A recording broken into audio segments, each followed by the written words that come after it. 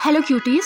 So in my previous video we have discussed electron transport chain कि कैसे electron transport होते हैं एक चेन के थ्रू और कैसे एटीपी की सिंथेसिस होती है। अब होता क्या है ना कि कुछ इनहिबिटर्स भी होते हैं जो कि इनहिबिट करते हैं या फिर ब्लॉक करते हैं उन इलेक्ट्रॉन्स के ट्रांसफ़र को उन कॉम्प्लेक्सेस में, क्योंकि इलेक्ट्रॉन ट्रांसपोर्ट चेन में हमने कॉम्प्लेक्सेस डिस्कस किए थे, complex first second third fourth. तो कुछ इनहिबिटर्स प्रेजेंट होते हैं, ठीक है, जो कि उन इलेक्ट्रॉन के ट्रांसफ़र को ब्लॉक करते हैं।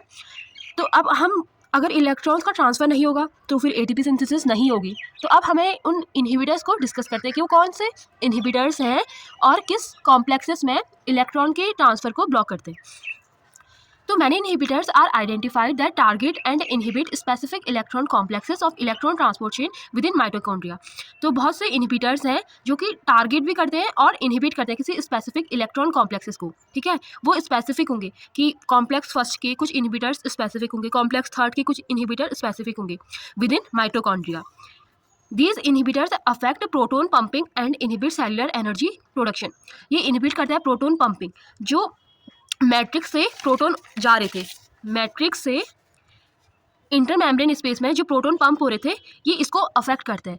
अब यहाँ इसको अफेक्ट करेगा तो प्रोटीन की सिंथेसिस नहीं होगी। सो इन इनहिबिटर्स का काम प्रोटॉन की पंपिंग को अफेक्ट करना होता है।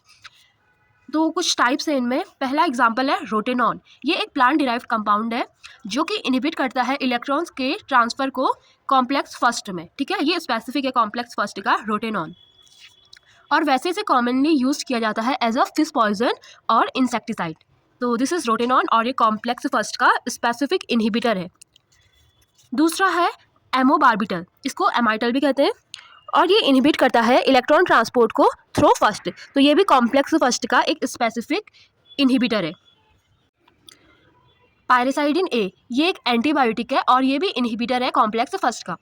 ये भी ट्रांसफ़र इलेक्ट्रॉन्स के ट्रांसफ़र को इनहिबिट करता है कॉम्प्लेक्स फर्स्ट में बाय कॉम्पिटिंग विद को एंजाइम क्यू। अगर आपको याद आ रहा होगा, अगर आपने मेरी प्रीवियस वीडियो देखी होगी इलेक्ट्रॉन ट्रांसपोर्ट चेन की, तो वहाँ मैंने पूरा एक्सप्लेन किया हुआ है कि को एंजाइम क्यू क्या होता है, उसका काम क्या होता है।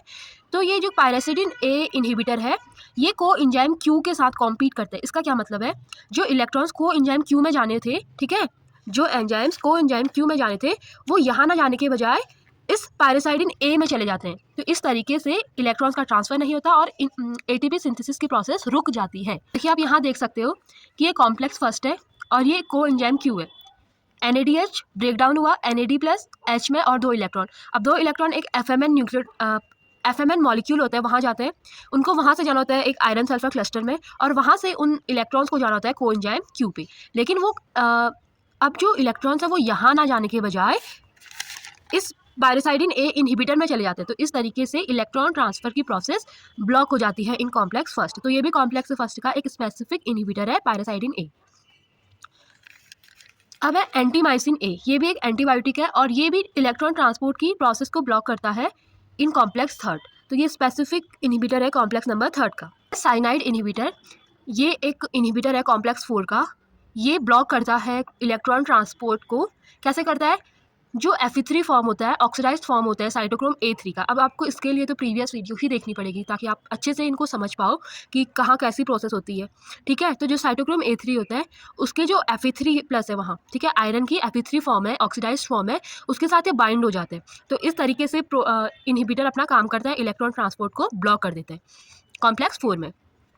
अब है एजाइड, ठीक है, ये भी सिमिलर है साइनाइड के, इसी की तरह ये भी Fe3 फॉर्म के साथ बाइंड हो जाता है, ठीक है, और इनहिबिट कर देता है इलेक्ट्रॉन के ट्रांसफ़र को और ऑक्सीजन बाइंडिंग को इनहिबिट कर देगा। तो ये भी कॉम्प्लेक्स 4 का इनहिबिटर है।